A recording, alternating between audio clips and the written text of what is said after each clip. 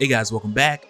So we're jumping back into Avengers Assemble with part 3, which also continues the story of Avengers Forever with issue 12. And once again, that's why I took all the different playlists and just piled them all up into one. So if anyone's just jumping in here, I got that link down below if you need to get caught up. And with that said, if you are new to the channel, be sure to subscribe to catch the spills every week. And don't forget to hit that bell up top to get all notifications so we can squat up in the comments for the first hour.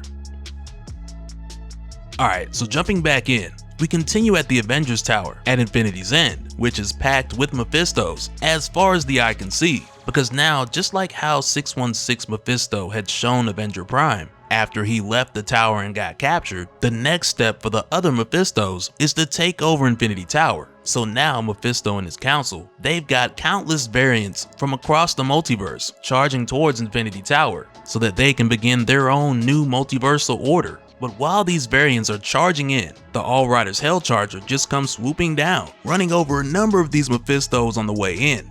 But as you might notice, there's not much of any flames going on here, which at first may seem like Robbie's trying to save it for a more dramatic moment. But instead, when they get here and Earth 818 Tony Stark is trying to tell Robbie that this would be a great time for the All Rider to start all riding, Robbie just tells him for some reason he can't become the Ghost Rider. So from here, instead of them trying to take on these Mephistos, they move their focus to just getting inside of Avengers Tower alive.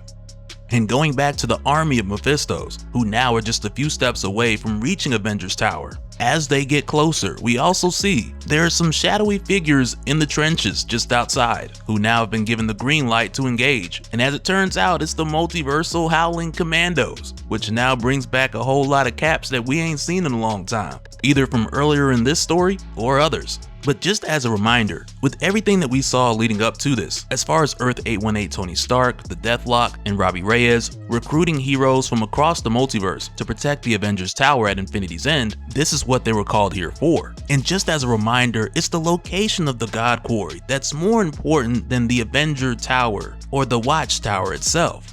And in a little bit, I'll go over the reason why, for anyone who's new or not familiar with the God Quarry.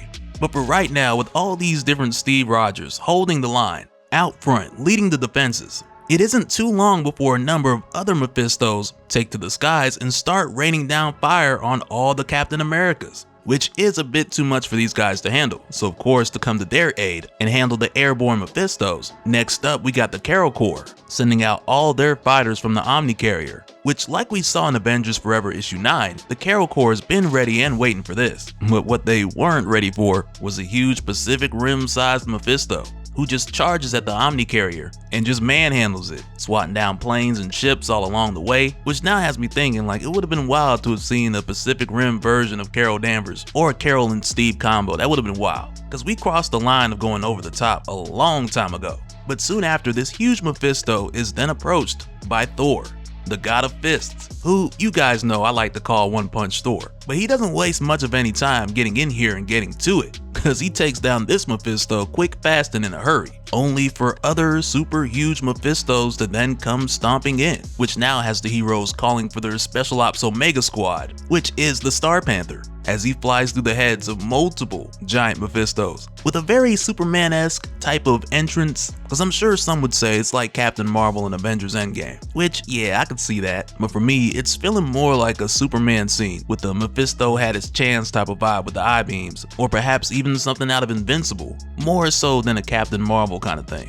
And next, when we go inside of Avengers Tower, we find that Earth 818 Tony Stark and Robbie Reyes made their way in. And now Tony, he's ready to meet this Avenger Prime that the Deathlock had told him so much about. But as we know from the events leading into this, Avenger Prime has been taken by Earth 616 Mephisto. But while Tony's here, he's finally reunited with both the Vision and the Moon Knight from his world, Earth 818. Who are two familiar faces that he hasn't seen in a long time. And as they're catching up, we also get this moment where they're just like, hey, what's wrong with Robbie? Who's just sulking over on the side by his charger. So Tony fills them in about what happened back in their last run-in with the Masters of Evil, when Robbie nearly burnt himself out trying to take them on, which at the time was unfortunately the last moments for the Deathlock who had brought them so far. And now for Tony, since he recently quit drinking, he figured that he might as well get back into the fight. And as it turns out, everything he needs to do that, it's right here at Avengers Tower. So he borrows air quotes, some ants in the gear that he needs, with the Ant-Man department being adjacent to the Iron Man and Vision department.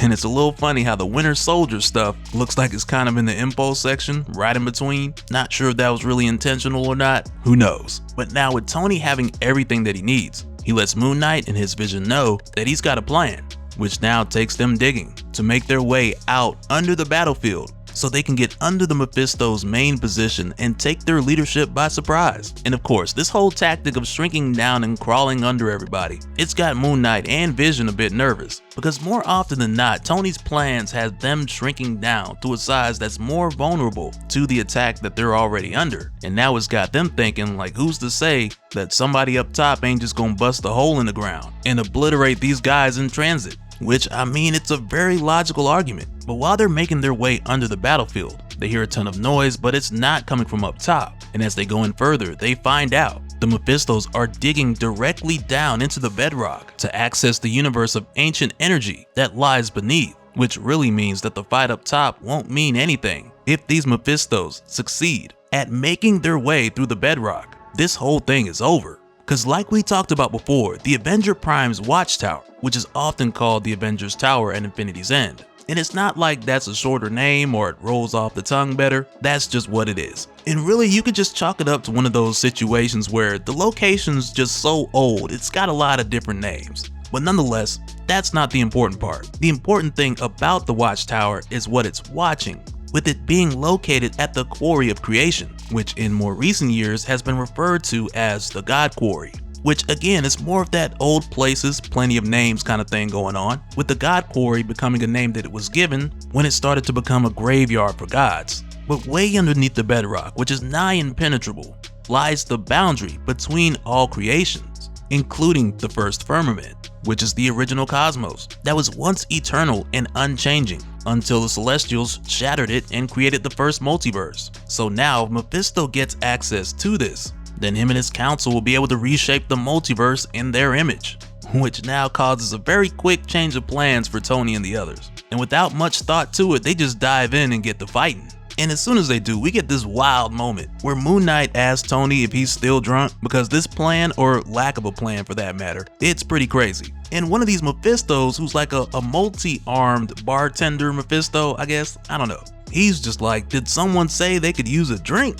And this Mephisto just grabs Tony and he starts just pouring all kind of whiskey and liquor in Tony's face. While other Mephistos are just saying, you can have all the drinks you want, just stand down. And the others like, just betray the others, Tony, and sign your soul over to me. And it just has me thinking, like, in what universe is there a Mephisto that has people selling their soul, not to become a Ghost Rider, but for a drink?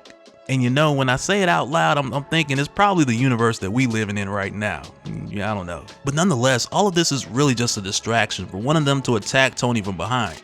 So Moon Knight tells Vision to get Tony out of there, but Vision's like no, because he's not leaving them behind. And it's kind of messed up for a moment, because the Moon Knight, she tells Vision that they gotta save Tony. He's a pillar, they need him to win the war. While on the other hand, for her, she's just a fist of Khonshu. She's expendable. And though it would be a shame for her to die down here so far away from the moonlight, she's ready to do what needs to be done. But all of a sudden, fire comes pouring down and taking out these Mephistos, as a voice from above says, hey down there, what are you boys doing hiding down below when there's a party up top?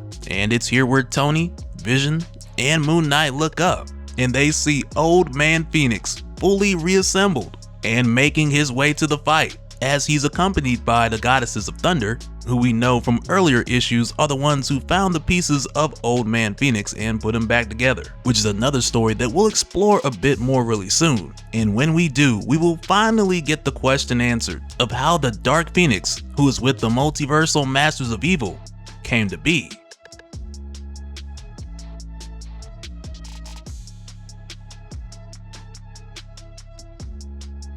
And so now real quick, I want to give a shout out to all the patrons. Thank you guys for all of your support. And for anyone who's new here who wants more information on how to support the channel, I got a link below where you can go to patreon.com/Dopespill. But that'll do it for this one, guys. Let me know your thoughts down in the comments below, and we'll do it again on the next one. Alright, later.